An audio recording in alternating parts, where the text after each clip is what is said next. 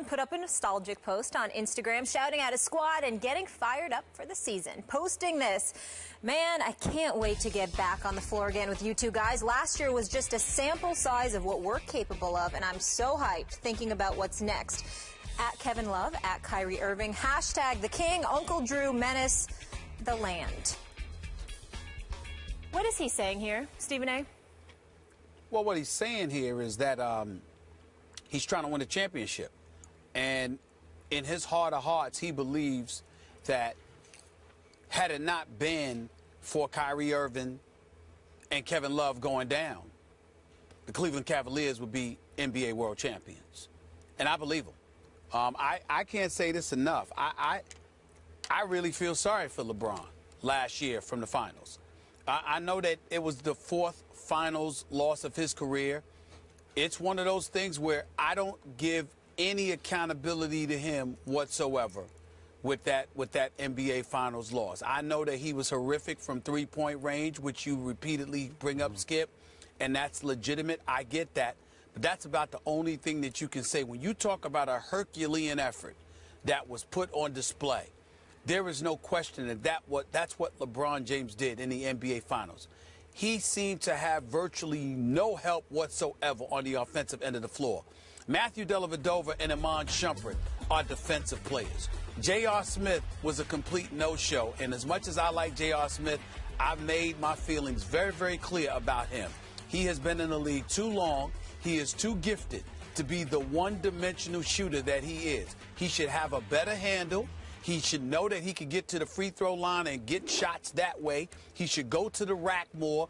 He should be like Vinny the Microwave Johnson was in his heyday with the bad boy Detroit Pistons. It ain't about shooting a jump shot. It's about scoring any way you know how to. That's what JR needs to be. When you look at LeBron, what help did he have? Tristan Thompson was a rebounding demon, was there for defense, gave you a little something offensively, no doubt, but that's not his MO. Okay, I mean, wherever you turned, nobody was there to step up offensively because Kevin Love and Kyrie Irving was gone. LeBron had absolutely no help whatsoever, and I don't hold him accountable for that finals loss. It was too much for him to overcome.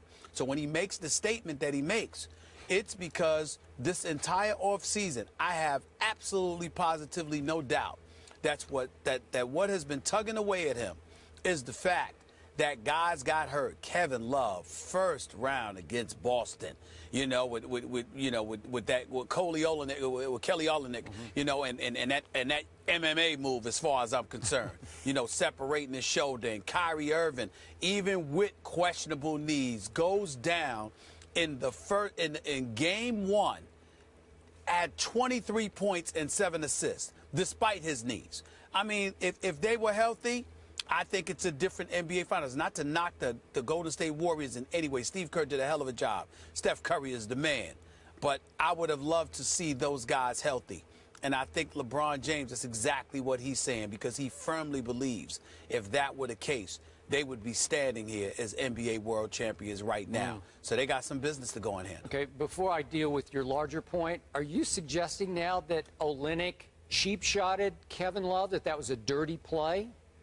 Skip, I said that today. I don't remember you saying it was dirty. I thought we both agreed they just got tangled up a little bit. No, I said, listen, I said that looked like an MMA move to me. I didn't like the move at all. I'm not going to call him dirty or whatever, but I think that particular play, he did not have to do what he did, which led to the separation of Kevin Love's shoulder. You're going for the ball. He didn't have to grab his arm that way. Now, I'm sure he did not intend to separate his shoulder. I don't think but so. It was a suspect move on his part. I'm not saying he intentionally hurt the shoulder, but it was a suspect move. Okay, back to the larger issue.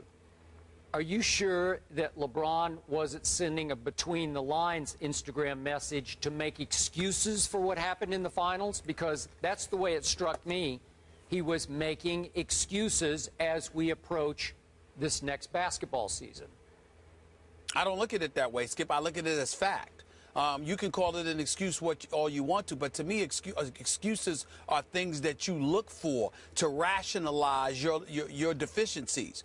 There is no question you don't have to look for that when it comes to LeBron James. Kevin Love and Kyrie Irving, two of the big three, the new version of the big three, were gone in the NBA Finals. And against Steph Curry, Klay Thompson, the Splash Brothers, with Draymond Green, with an Andre Iguodala, with all of the things that they've done all this year, he had to go out there as a one-man wrecking crew with people like you convincing him that he had help because of Matthew Dellavedova. I mean, you give me a break. I like Dellavedova as a person, and I like him as a role player. But to be the guy that you had to lean on in the NBA Finals as your point guard, just stop it. LeBron James virtually had no help. Now, it was supposed to be JR who showed up and offset the loss of Kevin Love and Kyrie Irving to some degree. And J.R. Smith was a no-show because his jump shot wasn't falling, and he continues to be one-dimensional. He's better than that. He's more talented than that. He needs to step up and diversify his game. Okay. But outside of it, but had he done that, it would have been a different result, too. Okay. I just think that, no question, Kevin Love and Kyrie Irving, you don't have to look for those excuses, Skip. They're not excuses. They're facts. Okay. I'm not trying to give LeBron a pass. Okay, now it's that I've fact. allowed your revisionist history as you look back at what happened in the finals, I'm going to give you my take on what I saw when we were at the NBA Finals. I actually was there in Cleveland, so it counted for me, too. Usually I just watch on TV, so it counted. You were there. You were in the arena, so it was counting, but I was there, too. So for me, that game actually counted. The home team was up 2-1 with another game at home. So the game 4, that fateful, what was it? Seemed like it was a Wednesday or Thursday, middle of the week night. Thursday. We're there. And it's LeBron's house. He should have owned this game. And you conceded or agreed the next morning that LeBron just either ran out of gas or just had a bad night, because he just came out flat from the start. I was shocked by it. And by the way, Matthew Dellavedova had contributed mightily to getting them to 2-1 up. And that night, he ran out of gas for sure and wound up, remember, he had to go to the hospital for IVs or something after the game, and then he was never the same after that. But listen, Tristan Thompson had been showing up. Mozgov had been showing up. I thought Shumpert, to a degree, had been showing up. Obviously, JR had not been showing up. LeBron James had been showing up for the most part and should have showed up that night, because I think you would agree with me. If LeBron gutsed it up in Game 4 and they win and go up 3-1, don't they hang on to that? I think they could figure out a way to get that one home. Literally, come back home and clinch. So to me, I was so disappointed in LeBron James that night that I'm not going to give him the injury excuses of losing Kevin Love and Kyrie, because we are now revisionist history. You can't say that, because they were in commanding position to virtually close the deal. The best player on the planet in his house. Really? Skip, and you can't do that? You look at it that way. I look at it differently. And again, I'm not trying to make excuses, but unlike you, I'm not comparing him to Michael Jordan either. Here was the situation. Steve Kerr made an adjustment, inserted Andre Iguodala into that starting lineup. Andre Iguodala comes off the bench. He's in the starting lineup. He drops 22. But more importantly, he helped to up the pace, to dictate tempo, because they had surrendered tempo to Cleveland. They had fallen victim to a slower pace of play, which worked to their disadvantage against the size that Tristan Thompson and Mozgov was throwing at them in games 2 and 3. Game 4 comes around. LeBron James is completely and utterly exhausted. More importantly than that, somebody by the name of Skip Bayless had been absolutely positively raving about Matthew Dellavedova and Delly. That's all you kept saying in front of folks in Cleveland. Well, they got caught up. Let me finish. They got caught up in the sauce, getting caught up in Matthew Dellavedova. What happens that game? He shoots 3 of 14. He finishes with 10 points. Can't buy a basket. Don't even get me started with how he shot in games 5 and 6. How about JR? But in game 4. In Game 4, he shot 3 of 14. So LeBron's looking for him. JR shoots 2 of 12 in that game. He gives you absolutely positively nothing. So LeBron, who's averaging more than 40 minutes, who's got to carry the load both offensively and defensively, was spent. It's that simple.